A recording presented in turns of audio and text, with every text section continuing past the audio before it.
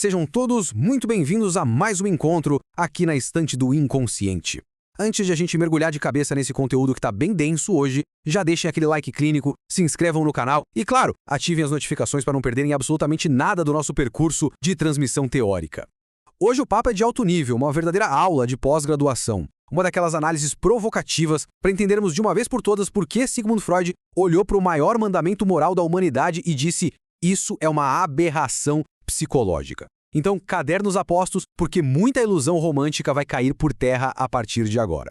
Amarás o teu próximo como a ti mesmo. Pois é, ironicamente, essa famosa regra de ouro que a gente escuta há milênios é o nosso alvo de análise hoje. A cultura nos ensina a olhar para esse mandamento como o triunfo definitivo da civilização, não é verdade? O ápice da evolução moral. Só que Freud, com aquela precisão cirúrgica de sempre, vira essa lógica completamente do avesso. Para a metapsicologia, isso não tem nada de conquista gloriosa. É, na verdade, uma exigência utópica, impossível de ser cumprida e, acima de tudo, psicologicamente violenta. Mas, afinal, como é que a exigência de ser bom pode causar tanto estrago na mente humana? Para responder a isso, o nosso roteiro de hoje vai passar por 4 pontos. Primeiro, vamos ver a economia do afeto. Depois, a gente esbarra na barreira da pulsão de morte. Terceiro, a contradição das massas. E, para fechar, a tirania do super-eu. Ponto número 1. Vamos falar sobre a economia do afeto no nosso dia a dia. Pensem na libido, que é essa energia psíquica que engloba tudo que a gente chama de amor como um recurso financeiro mesmo. Um recurso economicamente escasso. A libido não é infinita. Se o investimento dessa energia genuína vai para a família, para o parceiro, para os amigos íntimos, maravilha, a conta fecha. Mas o mandamento exige que se ame um desconhecido como a si próprio. O que Freud nos ensina é bem matemático. Se a gente tenta pegar esse recurso escasso e distribuir igualmente para 8 bilhões de estranhos, sobra exatamente 0% para as pessoas que de fato importam. Isso nos leva a um paralelo muito prático dos dias de hoje. Sabe aquele discurso de amo todo mundo, que a gente vê o tempo todo nas redes sociais? Ou aquelas pessoas que abraçam absolutamente qualquer um no corredor da faculdade com a mesma intensidade? O que acontece na prática é pura inflação. Quando a gente distribui afeto por decreto cultural, a gente esvazia. A gente destrói o valor do amor dedicado àquele parceiro de anos, ao filho, ao melhor amigo. É uma baita injustiça econômica da mente. A realidade psicanalítica é nua e crua. O amor exige mérito e investimento, exige esforço contínuo.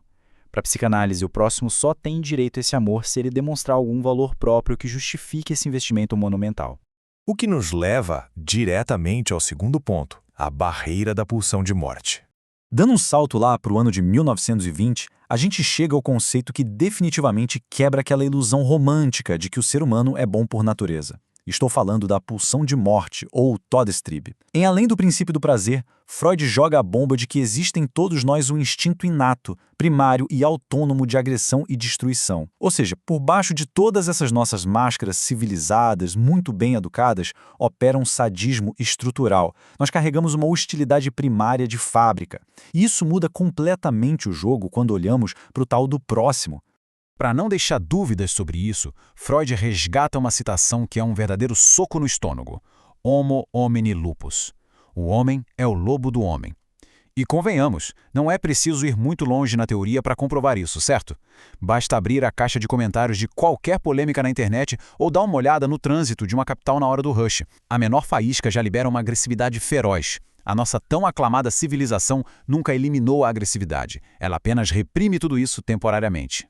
Então, o grande delírio desse mandamento civilizatório é pressupor que o outro é uma figura dócil. O vizinho não é um recipiente fofo esperando pelo nosso afeto. No inconsciente, o próximo é uma tentação claríssima para a agressão. É alguém que tem o potencial real de nos explorar, de nos humilhar e de exercer o sadismo dele sobre nós.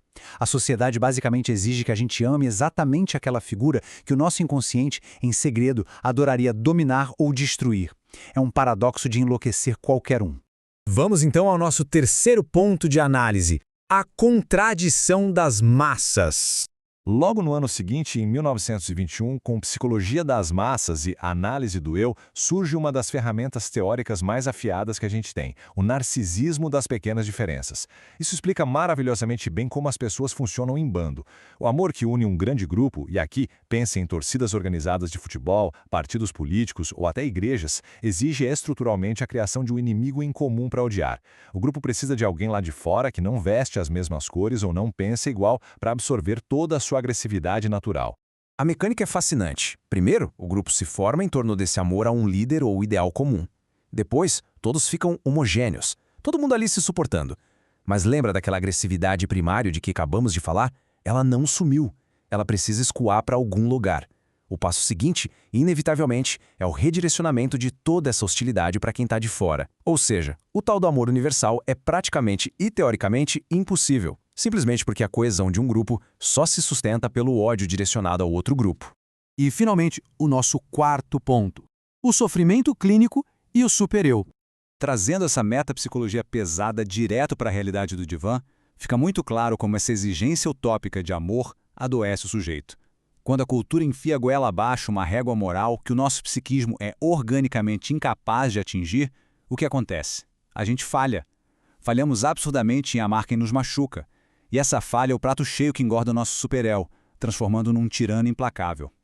O paciente chega na clínica absolutamente destruído por uma culpa interna que esmaga, sofrendo de um masoquismo inconsciente brutal. Ele adoece porque o próprio superel age como uma força punitiva interna, chicoteando o sujeito por ele não conseguir ser o santo perfeito que a sociedade exigiu. E aqui mora o ouro do manejo clínico, turma. Qual é a posição que a gente deve assumir? O analista jamais, sob hipótese alguma, deve atuar como um pastor moralista cobrando bondade compulsória. A regra é clara: manter abstinência. O nosso papel é oferecer um espaço de escuta absolutamente livre de amarras e julgamentos morais. É dar licença para que o paciente consiga nomear, expressar e encarar a própria raiva, a própria hostilidade e o seu sadismo estrutural sem aquele peso asfixiante da culpa. Para amarrar a tese central de hoje, a clínica psicanalítica não é uma linha de montagem para fabricar pessoas utopicamente boazinhas para um convívio social artificial. A psicanálise busca a verdade nua e crua do sujeito. A cura autêntica não vem de fingir que a gente ama todo mundo. Vem de aceitar a nossa castração estrutural e de conseguir encontrar destinos sublimatórios reais, como o trabalho, a arte, a pesquisa, para essas forças destrutivas que moram dentro de nós. Só assim a gente consegue bancar laços de afeto que sejam de fato genuínos.